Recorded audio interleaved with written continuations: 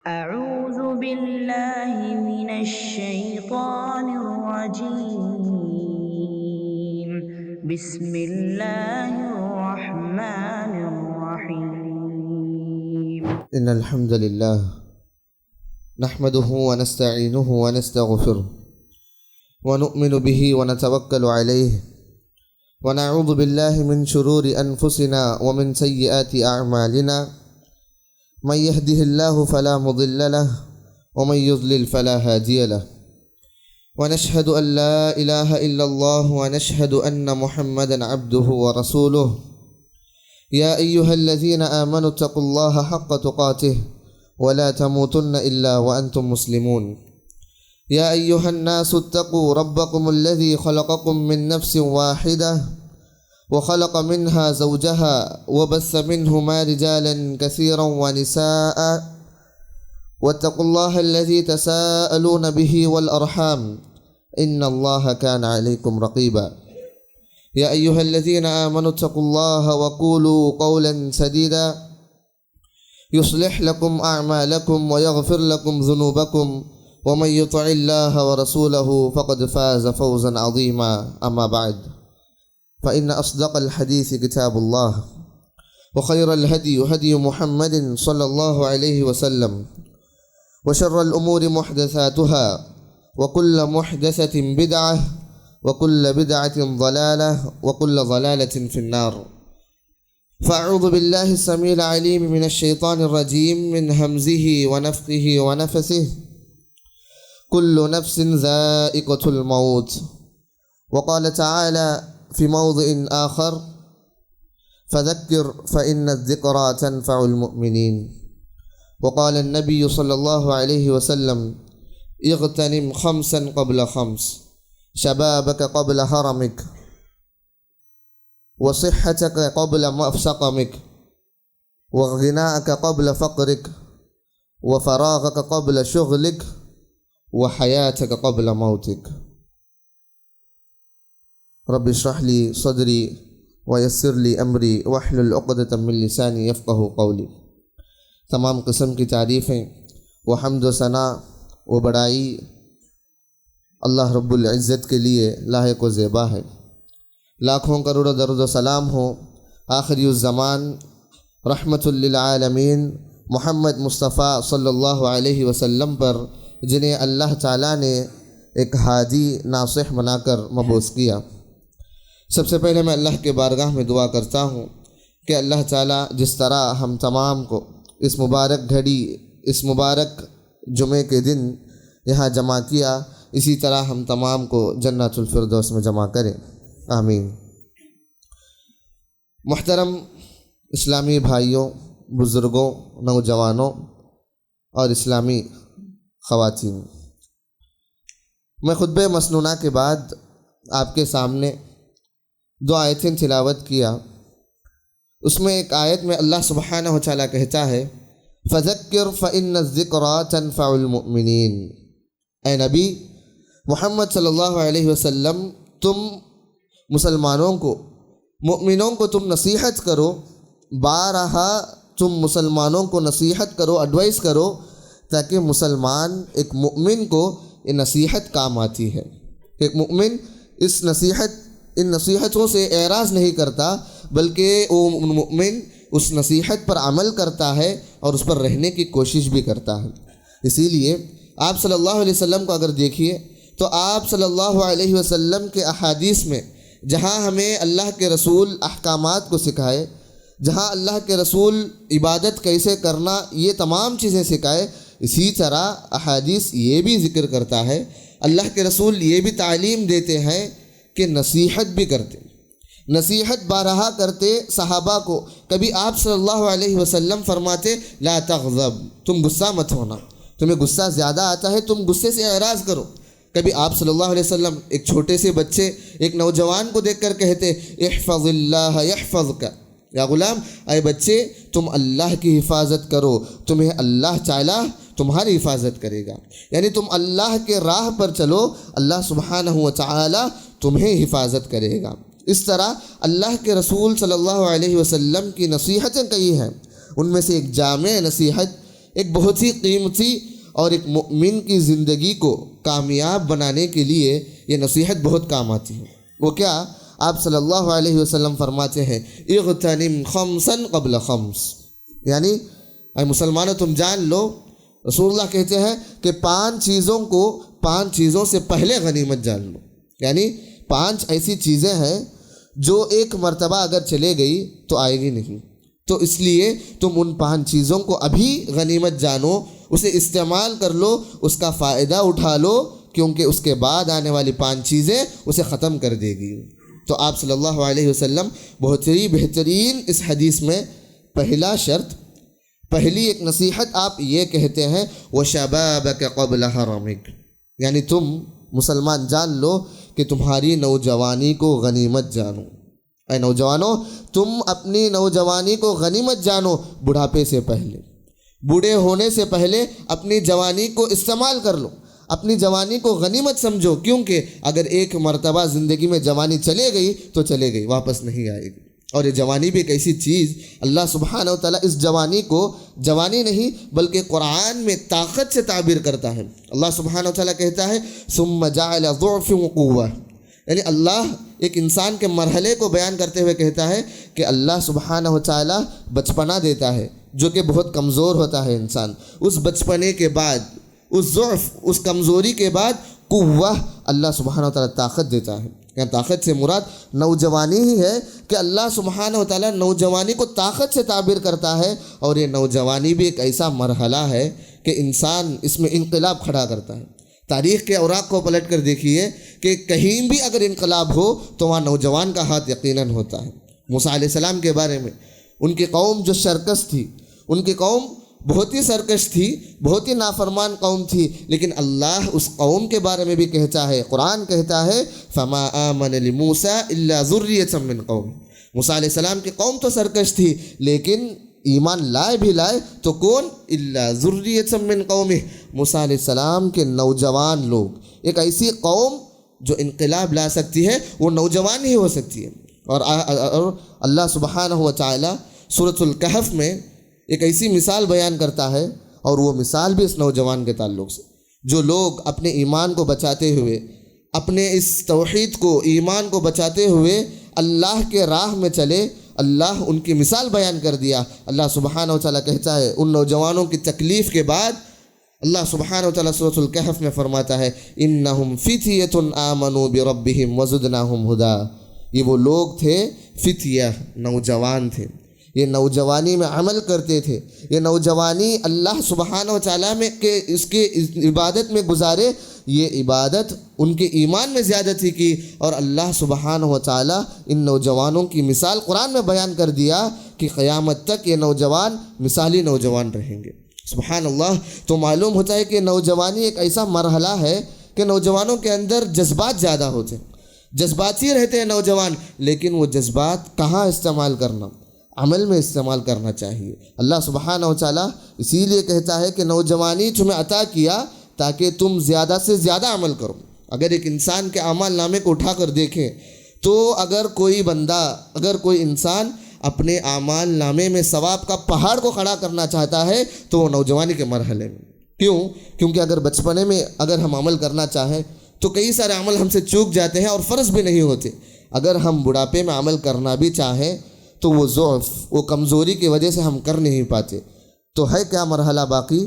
تو یہ نوجوانی کا مرحلہ۔ اسی لیے آپ صلی اللہ علیہ وسلم ان نوجوانوں کو خوشخبری سناتے ہیں جو اپنی نوجوانی کو صحیح طور پر استعمال کرتے ہیں، جہاں قیامت کے دن اللہ سبحانہ و تعالی یہ قیامت کے ہولناکیوں کے تعلق سے بیان کرتا ہے کہ سورج بہت ہی قریب ہوگا، اور سورج کی تپش، سورج کی بہت ہی گرمی ہوگی، کوئی سایہ نہیں ہوگا، تو اس وقت کن لوگوں کو سایہ ملے گا؟ اللہ کے رسول صلی اللہ علیہ وسلم فرماتے ہیں سبعۃ یظلھم اللہ فی ظلہ یوم لا ظل الا ظلہ، اللہ سبحانہ و تعالیٰ 7 ایسے لوگوں کو اپنے عرش کے سائے میں لاتا ہے۔ اللہ اکبر۔ اللہ کے عرش کے سائے میں یہ 7 لوگ آتے ہیں، ان میں سے سب سے بہترین اور بہت عظیم کون ہے؟ وَشَابٌ نَشَأَ فِي عِبَادَةِ اللَّهِ، وہ نوجوان جو اللہ کی عبادت میں اپنی نوجوانی کو گزارے۔ یہ نوجوانی ایک کوئی چھوٹی سی بات نہیں، بلکہ اللہ اس کے عرش کے سائے کو دینے کا وعدہ کرتا ہے۔ کیوں؟ کیونکہ اللہ سبحانہ و تعالیٰ چاہتا ہے کہ تم نوجوانوں اللہ کی طرف آ جاؤ۔ لیکن آج ہم ہمارے معاشرے میں دیکھتے ہیں کہ نوجوانی کا کیسے غلط استعمال کیا جاتا ہے۔ یہ نوجوان، ہمارے مسلمان معاشرے کے مسلمان نوجوان اپنی جوانی کو قیمتی نہیں سمجھتے۔ کبھی یہ نوجوانی سوشل میڈیا میں گزرتی، کبھی یہ نوجوانی فحاشی میں گزرتی، اور اکثر افسوسناک یہ ڈرگس کے ایڈکشن بھی ہو جاتے ہیں۔ اللہ اکبر۔ لیکن تم نوجوانوں جان لو، ہمیں چاہیے کہ اللہ کی اگر عبادت صحیح معنی میں کریں تو اس نوجوانی کے مرحلے کو آپ غنیمت جانیے۔ یہی اللہ کے رسول کہتے ہیں کہ تم اپنے بڑھاپے سے پہلے اس نوجوانی کو جان لو، اس نوجوانی کو غنیمت جان لو۔ یہی وہ نوجوانی ہے، اگر تم دنیاوی اعتبار سے حرکت کرنا چاہو، کام کرنا چاہو، یہ ثابت مند ہو، یہ مفید ہے۔ اگر تم اعمال کے حساب سے، اگر تم اللہ کے قریب ہونا بھی چاہو تو یہی وہ نوجوانی ہے۔ تم اپنی نوجوانی کا غلط استعمال نہ کرو، صحیح استعمال کر کے اللہ کے عرش کے سائے کے مستحق ہو جاؤ۔ اور آگے بڑھتے ہوئے آپ صلی اللہ علیہ وسلم کی دوسری نصیحت کو دیکھتے ہیں۔ آپ نے فرمایا وَصِحَّتَكَ قَبْلَ سَقَمِكَ۔ دوسری نصیحت یہ ہے کہ تمہاری صحت مندی کو، عافیت کو، ہم صحت مند سے رہتے ہیں، اس کو غنیمت جانیے۔ کب سے؟ قبل سقمک، تمہارے بیماری سے پہلے۔ انسان کی حالت ایک نہیں ہوتی۔ کبھی کوئی انسان یہ دعویٰ نہیں کر سکتا کہ میں ہمیشہ کے لیے صحت مند ہو سکتا، نہیں، بلکہ انسان تو ایسا ہی ہے، مجبور ہے کہ وہ بیمار سے لاچار ہونا ہی ہے، وہ بیمار سے دوچار ہونا ہی ہے۔ لیکن اللہ کے رسول یہی فرماتے ہیں وَصِحَّتَكَ قَبْلَ مَرْضِكَ وَسَقَمِكَ، کہ تم اپنی بیماری سے پہلے اس صحت مندی کا فائدہ اٹھا لو۔ کیوں؟ یہ صحت مندی ایک ایسی دولت ہے جو ہم میں سے اکثر اس صحت مندی کی نعمت کو ٹھکرا دیتے۔ یہ اللہ کے رسول صلی اللہ علیہ وسلم فرماتے ہیں نعمتان مغبوب فیہما کثیر من الناس۔ لوگ اللہ سبحانہ و تعالیٰ کی دو ایسی قیمتی نصیحتوں کو غافل رہتے ہیں، قیمتی نصیحتوں سے، نعمت سے غافل رہتے ہیں اور اسے بڑی بات نہیں سمجھتے۔ وہ کون سی نعمت؟ الصحۃ والفراغ، اللہ سبحانہ و تعالیٰ سے دیا گیا یہ صحت اور اللہ سبحانہ و تعالیٰ سے یہ دیا ہوا فراغ، یعنی خالی اوقات، یہ وقت اور صحت ایک اتنی بڑی نعمت کہ ہم اکثر اس نعمت کو کھونے کے بعد افسوس کرتے ہیں۔ انسان کی فطرت ہی ایسی ہے کہ نعمت کو پا کر انسان فائدہ نہیں اٹھاتا، لیکن نعمت کو کھونے کے بعد افسوس تو کرتا ہے کہ اللہ سبحانہ وتعالیٰ مجھے صحت تو دے دیا، لیکن صحت چل جانے کے بعد افسوس کرتے ہیں کاش کہ میں بیمار نہیں ہوتا تو نماز پڑھ لیتا، کاش کہ میں بیمار نہیں ہوتا تو کنٹینیوس روزہ رکھ لیتا، کاش کہ میں بیمار نہیں ہوتا تہجد کے لیے اٹھ جاتا۔ یہ کاش کے الفاظ ہمارے زبان میں بیٹھ جاتے ہیں، لیکن اللہ کے رسول کہتے ہیں کاش کہنے کی ضرورت ہی نہیں۔ کیوں؟ کیونکہ اللہ تمہیں صحت و عافیت دیا ہے، اسے غنیمت جانو۔ اگر صحت کے تعلق سے جانیں، اس کے بارے میں معلوم ہونا تو ایک مریض انسان سے پوچھئے، جو انسان بیمار ہے، مریض ہے، اس سے جا کر پوچھئے کیا تم آپ نماز پڑھ سکتے ہو؟ اگر پڑھ بھی سکتے تو بیٹھ کر۔ اللہ اکبر۔ کیوں؟ گھٹنے میں درد آ جاتا، ہاتھ پاؤں میں، جوڑوں میں درد ہے کہ ہم صحیح سے نماز ادا نہیں کر پاتے۔ اگر شوگر پیشنٹ کو لے لیجئے کہ وہ روزے مکمل نہیں رکھ سکتے، ایسا نہیں کہ وہ نہیں رکھنا، ان لوگوں کے دلوں میں خواہش ہوتی ہے، ہم دیکھتے ہیں کہ اتنے خواہش مند ہوتے ہیں، لیکن کیوں وہ لوگ رکھ نہیں سکتے؟ ان کی بیماری کی وجہ سے۔ تو ان سے پوچھئے جن کے پاس یہ صحت مندی کی نعمت نہیں ہے۔ اسی لیے ایک شاعر بہت ہی بہترین انداز سے کہتا ہے لا تأس من دنیا علی ما فائت، کہ دنیا والے لوگ تم دنیا کے تمام چیزوں کو کھونے کی افسوس نہ کرو۔ تمام دنیا کی چیزیں ہیں، مال دولت جتنی بھی چیزیں ہیں، ان تمام چیزوں کو کھونے پر تم افسوس نہ کرو۔ کیوں؟ کیونکہ وَعِندَكَ الْإِسْلَامُ وَالْعَافِيَةُ، کیونکہ تمہارے پاس کیا ہے؟ اسلام بھی ہے اور عافیت بھی ہے۔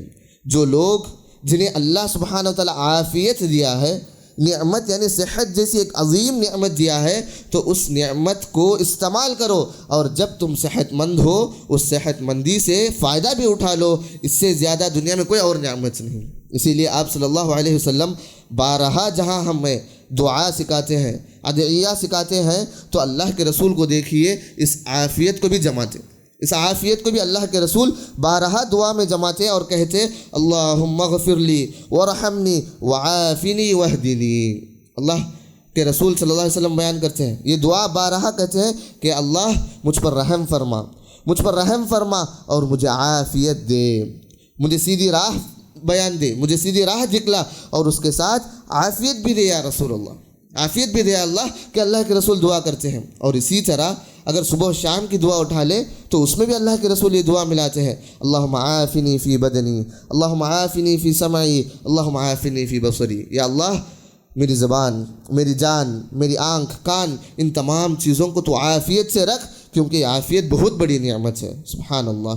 عمر بن خطاب رضی اللہ عنہ، یہ ایک صحابی بیان کرتے ہیں کہ عمر بن خطاب رضی اللہ عنہ امیر المؤمنین ہونے کے باوجود یہ دعا بارہا کرتے، یہ دعا بار بار پڑھتے رہتے، اور وہ دعا کیا عمر رضی اللہ عنہ پڑھتے تھے، اللہم عافنا وعف عنا، یا اللہ تو مجھے صحت مند عطا فرما، تو ہمیں صحت مند بنا دے اور ہمارے گناہوں سے معاف کر دے، ہمارے گناہوں کو معاف کر دے یا اللہ۔ اللہ اکبر۔ یعنی کہ صحت مندی، یہ صحت کے ساتھ کوئی بیماری کے بغیر رہنا، یہ اللہ سبحانہ و تعالیٰ کی ایک بہت بڑی نعمت ہے جس سے ہم آج بھی غافل ہیں۔ تو چاہیے میرے بھائیوں اور بہنوں، آپ کی صحت مندی کو ابھی آپ غنیمت جانیے، عبادت کرنا ہو، دنیاوی کام کرنا ہو، یہ صحت مندی کو غنیمت جان کر آگے بڑھیے اور اس صحت مندی کو استعمال کر لیجیے۔ اور آپ صلی اللہ علیہ وسلم تیسری نصیحت یہ فرماتے ہیں، وَغِنَاءَكَ قَبْلَ فَقْرِكَ، تمہاری مالداری کو غنیمت جانو۔ پیسہ ہے، مال ہے، دولت ہے، تو یہ مال، دولت، پیسہ، یہ تمام چیز ہمیشہ رہنے والی چیز نہیں۔ قبل فقرک، یہ مال تمہارے پاس سے چلے جانے سے قبل اس مالداری کا فائدہ اٹھا لو۔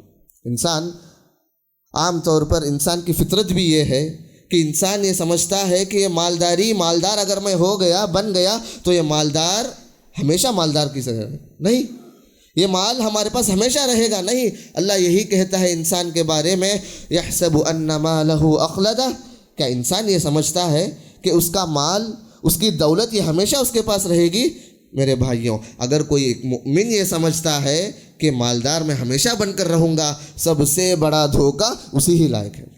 سب سے بڑے دھوکے میں ہے وہ بندہ جو مالدار ہونے کا دعویٰ کرتا ہے۔ کیوں؟ اللہ سبحانہ و تعالیٰ اس مال کے تعلق سے کہتا ہے، انما اموالکم واولادکم فتنہ، بے شک یہ مال، یہ مالداری، یہ دولت تمہارے لیے آزمائش ہے۔ تو دیکھیے، اللہ ایک چیز کو فتنہ، آزمائش، تکلیف کہتا ہے، اور اس تکلیف پر ہم اتراتے ہیں، اس فتنے، اس آزمائش پر ہم خوش ہو جاتے ہیں۔ اگر آپ سوچئے کچھ تکلیف ہمیں لائق ہو گئی، کچھ تکلیف یا بیماری لائق ہو گئی، کیا ہم اس آزمائش کو رکھ کر ہمیشہ رہنے کے لیے دعا کریں گے؟ نہیں۔ لیکن اللہ وہی ضمن میں یہ کہتا ہے کہ مالداری بھی کیا ہے؟ تمہارے لیے آزمائش ہے۔ تو چاہیے کہ یہ مالدار ہونے کا دعویٰ نہ کرو، لیکن اللہ یہ کہتا ہے، ان بندوں کو پسند کرتا ہے، فَأَمَّا مَنْ أَعْطَى وَاتَّقَى وَصَدَّقَ بِالْحُسْنَى، جو بندہ اللہ کے راہ میں عطا کرتا، اللہ کے راہ میں اپنے مال کو خرچہ کرتے رہتا ہے، وہ بندہ اللہ سبحانہ و تعالیٰ اس کی راہ کو آسان کر دیتا۔ فَسَنُيَسِّرُهُ لِلْيُسْرَىٰ، ان قریب اللہ سبحانہ و تعالیٰ اس بندے کو جو اپنے مال کو خرچہ کرتا ہے، اس بندے کے راہ کو آسان کر دیتا۔ اسی لیے اللہ کے رسول صلی اللہ علیہ وسلم فرماتے ہیں، ابن آدم، یعنی انسان، ہم یہ کہتا ہے، ابن آدم یہ کہتا ہے کہ میرا مال، مالی، میرا مال کہتا ہے، کہ اللہ کے رسول کہتے ہیں تعجب ہے اس بندے پر جو اپنا مال کہتا ہے، لیکن وہ مال تمہارا نہیں، جبکہ تمہارے لیے کیا مال ہے؟ جو صدقہ تم نے کر دیا، اللہ کے راہ میں جو زکوٰۃ و صدقہ خیرات تم نے کر دیے، یہی وہ مال ہے جو تمہیں فائدہ بخش ہوگا، تمہیں نفع بخش ہوگا، وہی مال جو تم اللہ کے راہ میں دیتے ہو۔ بقیہ جو مال تم رکھ کے چلے جاتے وہ تو وراثت کا مال ہے، تمہارے آل و اولاد کے لیے ہے، لیکن مال وہ جو تم اللہ کے راہ میں خرچہ کرو۔ اسی لیے آپ صلی اللہ علیہ وسلم کا عمل بھی دیکھیے کہ فقیری سے پہلے، محتاجی سے پہلے اللہ کے رسول صلی اللہ علیہ وسلم کبھی مال کو گھر میں رہنے نہیں دیتے۔ ایک مرتبہ رسول اللہ نماز پڑھ رہے تھے، نماز ہونے کے بعد فوری گھر کی طرف بھاگتے ہیں، فوری گھر کی طرف دوڑتے ہیں، اور اللہ کے رسول تھوڑی دیر کے بعد واپس آتے ہیں مسجد کو۔ صحابہ تعجب سے دیکھتے ہیں، اللہ کے رسول کے پاس سوال کرتے ہیں کہ یا رسول اللہ، آپ کا عمل تو ایسا نہیں رہتا کبھی آپ ایسا نہیں کرتے کہ نماز کے فوری بعد کہیں چلے جاتے، تو رسول اللہ صلی اللہ علیہ وسلم اس وقت کہتے ہیں کہ یا نہیں کہ مجھے نماز کے بعد ایک چیز یاد آئی تو اسے ادا کرنے کے لیے گیا۔ وہ کیا؟ میرے گھر میں کچھ پیسے، کچھ سکے رہ گئے تھے، مجھے وہ یاد آیا تو میں فوری گھر کو گیا، میں فوری گھر گیا اور اللہ کے راہ میں ان تمام پیسوں کو صدقہ کر دیا۔ سبحان اللہ، چھوٹے سا مال، ایسا نہیں کہ رسول اللہ مالدار تھے، نہیں، بلکہ اللہ کے رسول کا عمل دیکھیے کہ اللہ کے رسول کو معلوم ہے پیسہ ہمیشہ رہنے والی چیز نہیں، رہنے والا نہیں، تو ہم چاہیے کہ پیسے کو صدقے میں دے دے۔ کیوں؟ یہ پیسہ قبر میں نہیں آئے گا، یہ مالداری قبر میں ساتھ نہیں دے گی، یہ دولت آخرت میں آپ کو جہنم سے نجات نہیں دلائے گی، لیکن اگر آپ کو کچھ چیز، اگر آپ کو کچھ ایسا عمل جہنم سے نجات، قبر کے عذاب سے نجات دلا سکتی ہے تو وہ صدقہ ہے۔ یعنی تمہارے مال کو جیتے وقت، زندگی کے وقت تمہاری مالداری کو صحیح طور پر استعمال کرنا، یہی آپ صلی اللہ علیہ وسلم کی نصیحت ہے۔ وَغِنَاءَكَ قَبْلَ فَقْرِكَ، تمہاری مال جانے سے پہلے، تمہارا مال ختم ہونے سے پہلے تم جان لو اس مال کو اللہ کے راہ میں خرچہ کر دو۔ اور اس کے بعد اللہ کے رسول فرماتے ہیں وَفَرَاغَكَ قَبْلَ شُغْلِكَ، تمہارے خالی اوقات، اللہ تعالیٰ کا دیا ہوا یہ وقت کو استعمال کر لو۔ کیوں؟ یہ وقت اگر تم مشغول ہو گئے، تم چاہ کر بھی تمہاری محبوب چیز، محبوب عمل کو کر نہیں سکتی۔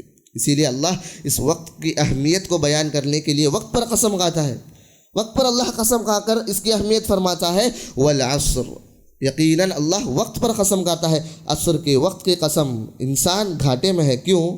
کیونکہ وہ اپنے وقت کی اہمیت کو نہیں جانتا۔ وقت کی اہمیت اگر کوئی بندہ، ہمارے تصور انسان کے لوگ، ہمارے اندر خالی اوقات سے مراد کیا ہے؟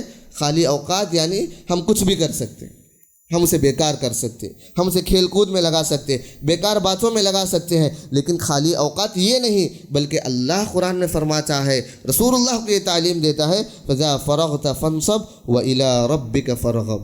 اے نبی تم جان لو، نبی کبھی خالی نہیں ہوتے، دعوتی کام میں رہتے، اسلام کو پھیلانے میں اور دین کے پیغامات کو پھیلاتے، لیکن اس نبی کو بھی اللہ تعلیم دیتا ہے فَإِذَا فَرَغْتَ فَانْصَبْ، اے نبی تم اگر فارغ ہو جاؤ ان تمام کاموں سے، اللہ کی غنیمت کے بعد یہ وقت کی غنیمت اللہ اگر تمہیں دے تو تم اللہ کی طرف فوراً بھاگو، اللہ کی طرف رجوع ہو جاؤ اور اللہ کے پاس استغفار میں لگ جاؤ، تسبیح میں لگ جاؤ، نیک عمل کرو۔ یہی اللہ سبحانہ وتعالیٰ سکھاتا ہے۔ یہ وقت ایک ایسی چیز ہے کہ ایک شاعر ایسا فرماتا ہے الوقت کالسیف ان لم یقطع تقطع، ان لم تقطع یقطع، یعنی ایک وقت ایک ایسی چیز ہے، اس کی مثال ایک تلوار کی جیسی ہے۔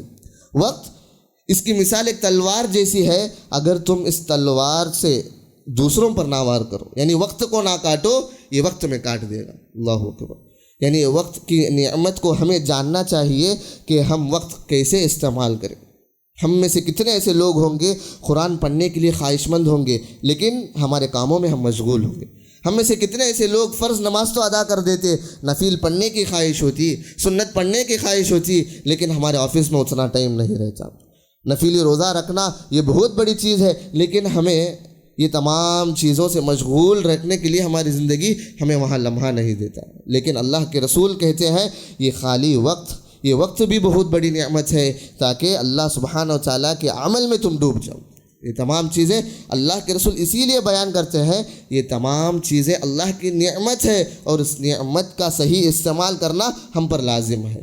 اور آخری بہت ہی بہترین ان تمام نصیحتوں کا مین نصیحت اللہ کے رسول فرماتے ہیں وَحَيَاتَكَ قَبْلَ مَوْتِكَ، تمہاری حیات، تمہاری زندگی کو غنیمت جانو، تمہاری زندگی کے اعمال کو وہی کر لو، کیونکہ اللہ سبحانہ و تعالی موت بھی دینے والا ہے۔ اللہ کہتا ہے کل نفس ذائقۃ الموت، ہر نفس، ہر آدمی، ہر انسان موت کا مزہ چکھ کر رہے گا۔ کوئی انسان یہ دعویٰ نہیں کر سکتا کہ ہمیں ہمیشہ دنیا میں رہوں گا، نہیں کر سکتا، کیونکہ اللہ کا ایک کلمہ ہے کہ ضرور بضرور تمہیں موت چکھنا ہے، موت کا مزہ چکھنا ہی ہے۔ اور موت آنے کے بعد کتنا بھی ہم گڑ گڑائیں، کتنا بھی ہم افسوس کریں، زندگی باقی نہیں رہے، زندگی واپس نہیں آئے گی۔ اللہ یہی قرآن میں کہتا ہے مر جانے کے بعد اگر تم افسوس کرو تو تو اللہ سبحانہ و تعالیٰ اس افسوس سے کچھ فائدہ نہیں دے گا۔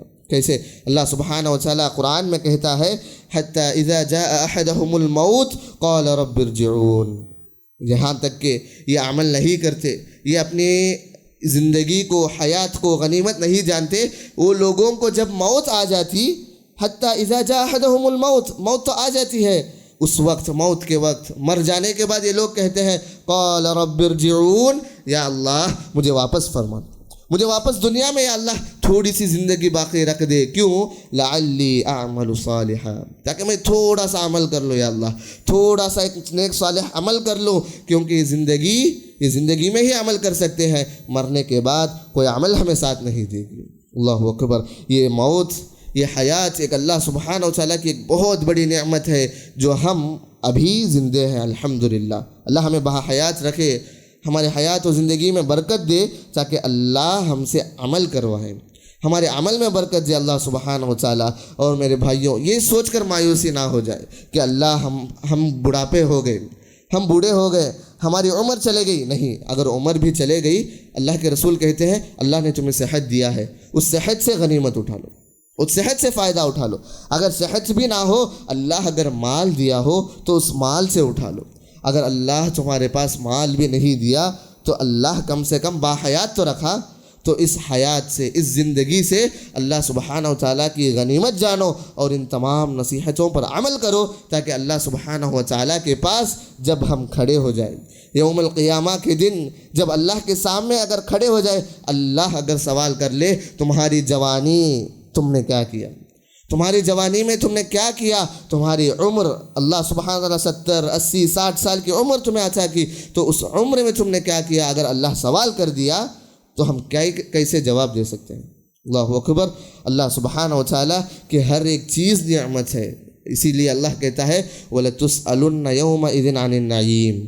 اللہ سبحانہ و تعالیٰ اللہ کا دیا ہوا ایک ایک نعمت کے تعلق سے اللہ سوال کرے گا۔ اور اب میں جو بھی چیزیں گنایا، جتنے بھی عمل نصیحتیں گنایا، ان تمام چیزوں کا ایک بہت بڑی نعمت ہے، ایک بہت بڑی نعمت ہے یہ تمام چیز۔ تو اللہ سبحانہ و تعالیٰ کے لیے ان نعمتوں کی قدر کر لیجئے، یہی نعمت جانے سے پہلے۔ تو اللہ سبحانہ و تعالیٰ سے دعا ہے کہ اللہ تعالیٰ ہم تمام کو ان نصیحتوں پر عمل کرنے کی توفیق عطا فرمائے، ہم تمام کی نوجوانی کو اللہ کی عبادت اور صحیح طور پر گزارنے کی توفیق عطا فرمائے، اور ہم تمام کو ہمارے مال کو صحیح طور پر جہاں خرچ کرنا ہو اللہ صدقہ و خیرات میں کرنے کی توفیق عطا فرمائے۔ آمین۔ وآخر دعوانا ان الحمد للہ رب العالمین۔ واقول قولی ھذا واستغفر اللہ لی ولسائر المسلمین من کل ذنب وخطیئہ فاستغفروہ انہ هو الغفور الرحیم۔